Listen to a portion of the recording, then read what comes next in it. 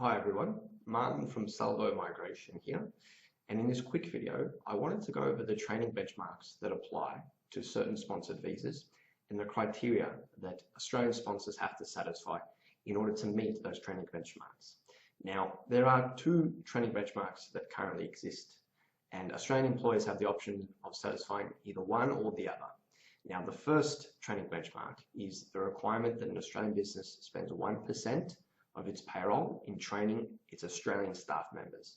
The other training benchmarks is for the employer to spend 2% of its payroll into an industry training fund.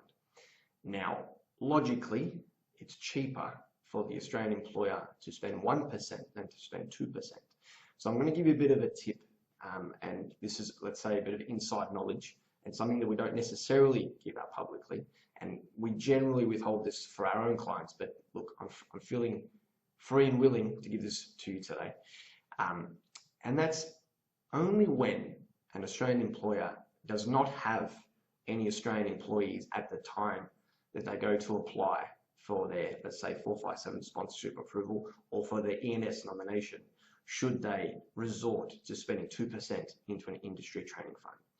As long as an Australian company has at least one Australian employee, then it makes more sense for the company to put that Australian worker through any type of external training to the value of 1% of the payroll of the business, because there is no requirement that the business has spent 1% for the whole year. It's only required before the sponsorship is submitted or before the ENS nomination is submitted, because the department will accept any expense 12 months leading up to the application. Okay, so let me reiterate that. If your company has at least one Australian worker and you're trying to sponsor a 457 worker or an ENS worker, then it's much cheaper for you to spend 1% of your payroll in putting that Australian worker through an external training course than spending 2% and putting it through an industry training fund, which has no benefit to your business directly. It benefits the industry, but not you directly. So look, I hope that little tip has made things a little bit easier for you financially at least.